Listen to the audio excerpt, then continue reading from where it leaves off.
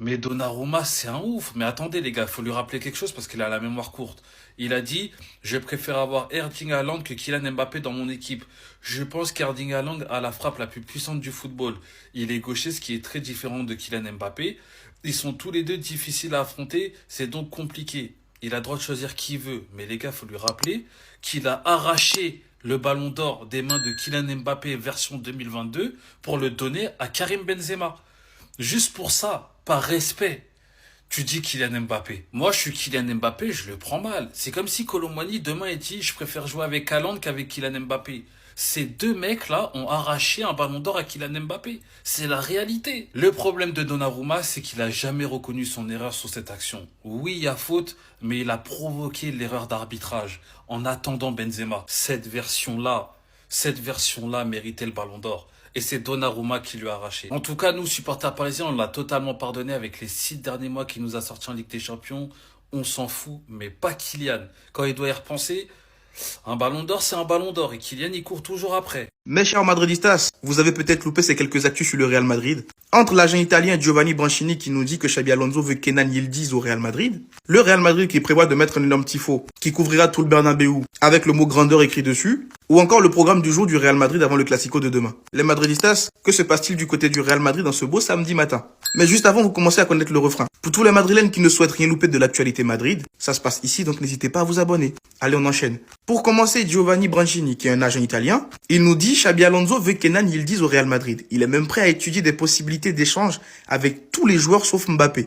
Mais la Juventus demande plus de 100 millions d'euros. Déjà, elle sort d'où cette information-là d'un coup comme ça? Du genre, Alonso, il veut Yildiz. Mais le problème, c'est qu'on a déjà trop d'ailiers gauche au Real Madrid. T'as Vinicius Junior, t'as Rodrigo, t'as Kenan Yildiz. C'est bon. En plus, il nous dit que Alonso est prêt à échanger n'importe quel joueur pour Kenan Yildiz. Bref, dites-moi dans les commentaires, est-ce que vous aimeriez avoir Yildiz au Real Madrid sur le flanc gauche ou pas du tout? Allez, dossier suivant. Le Real Madrid aura un énorme tifo qui couvrira tout le Bernabéu pour le Classico avec le mot grandeur. Vous voulez afficher le mot grandeur. J'espère que vos joueurs savent ce que cela signifie. J'espère que le match de demain, vous allez nous montrer de la grandeur face au Barça. Parce que si jamais avec tout ça, Yamal qui a parlé, les joueurs soi-disant qui sont remontés, là maintenant vous voulez mettre un tifo avec le mot grandeur. Si jamais avec ça vous nous faites perdre, si jamais vous nous mettez la honte à nous les supporters madrilènes, vous allez m'entendre. Mais bref. Et pour finir, le programme du jour du Real Madrid avant le Classico de demain. Déjà, il y aura entraînement aujourd'hui. Trent, Dina Hussein, Dani Ceballos, Dani Carvajal sont tous présents. Les seuls absents étaient David Alaba et Antonio Rudiger.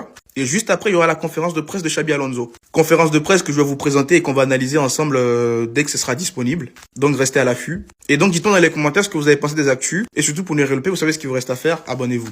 Comme je vous le dis match après match, le niveau de Carreras depuis le match contre l'Atlético, ça pue, ça pue. J'ai l'impression que Simeone l'a traumatisé, que Carreras n'a plus les idées en place, qu'il est plus en confiance, qu'il stresse beaucoup trop et qu'il fait énormément d'erreurs. Heureusement que c'était la Juventus en face, parce que le nombre d'erreurs de Carreras qui auraient pu être puni, les gars, c'est beaucoup trop grave. Il a été mis en difficulté par Kaloulou. Moi, je sais pas comment il va aborder le match face au Barça, mais avec l'espace qu'il laisse dans son dos, moi, je vous dis, les gars, que ce mec-là peut vous coûter le match. Ça fait quelques semaines que je fais un pressing sur Carreras. Premier Classico au Bernabéu. Si on voit qu'il est sous pression face à la Juventus, ça va être quoi face au Barça? Et notamment face au meilleur dribbleur d'Europe. Sachant qu'il y a eu une hype sur ce transfert comme quoi il va être là pour arrêter Lamine, croyez-moi les gars, les footeux ils voient tout ce qui se passe sur internet. Donc ils connaissent sa mission. Et Lamine lui-même, on sait tout ce qu'il a en tête. Éteindre Carreras. Quand tu vois les déclarations de flics qui expliquent clairement que Yamal dans les grands matchs c'est pas la même chose, il ne s'en fait pas, qui sait que dimanche il sera pas au même niveau. Ah les gars, commencez à vous faire du souci pour Carreras. Parce que ça devient très très très bizarre. Parce que tous vos commentaires de cet été, kryptonite de Yamal blabla, ils sont là. Allez les remonter. En bref, sinon les gars, vous en pensez quoi? Ramenez sur la patience en nu. Les amis, aujourd'hui, pas de blague, c'est une vidéo sérieuse. Demain, 16h15, Classico, Real Madrid, FC Barcelone. Je n'ai pas l'habitude d'être vulgaire, ça ne me ressemble pas, mais je vais parler français. Demain, si nous perdons, nous sommes les plus grandes salopes du 21e siècle. Voilà, comme ça c'est clair. Lamine Yamal a dit certaines choses, il a tenu certains propos. Il a notamment dit que nous étions un club de voleurs. Nous, un club de voleurs. Oh, subhanallah. Yamal peut pas avoir dit ça et venir nous nettoyer tranquillement demain au Santiago Bernabéu, c'est pas possible. De toute façon, que les choses soient claires, ça c'est quelque chose, je ne pourrais pas m'en remettre, d'accord? Je ne vais pas m'en relever, je préfère jouer la carte de la transparence. Si demain nous perdons, il se peut que je disparaisse des réseaux. Voilà, je préfère être clair et vous le dire en avance de phase, que vous le sachiez. Voilà, c'est plus que les 3 points, c'est plus que la Liga qui se joue demain, c'est notre honneur. Que dis-je? C'est notre condition d'être humain. Et là, ce que je m'apprête à le dire, j'ai pas l'habitude de dire ce genre de choses. Et je m'excuse par avance, ça ne me ressemble pas. Mais compte tenu de ses propos, compte tenu de ce qu'il a dit, demain, faut le casser. Wallah, faut le casser. Faut le sécher. Faut y aller les deux pieds en avant. Sur la rotule, sur le genou. Non, non, non. Il manque trop de respect. Il manque trop de respect. Fermine, le Real Madrid était intéressé par mon recrutement quand j'étais enfant, mais mon père ne me l'a presque pas dit. Merci papa. Il a aussi dit que son idole était Léo Messi et qu'il avait une photo avec lui sur son Instagram. Regardez-moi l'aura de cette photo, sa tête là. Bref, il a été interviewé aujourd'hui, je vous dis tout. On l'a questionné sur les problèmes d'arbitrage et notamment celles sur les actions de Vinicius. Il a répondu qu'il ne se laissait pas distraire par ce genre de choses et que tout le monde se concentrait uniquement sur le match. Il a aussi dit qu'il priait avant chaque match et on lui a demandé de noter de 0 à 10 quel est le niveau de confiance dans le vestiaire du Barça. Il a répondu 10 parce que bien sûr nous sommes Barcelone et je pense que nous avons une grande équipe. Tout le monde est très excité de gagner le Classico. Il a même pas dit jouer les gars, il a dit gagner.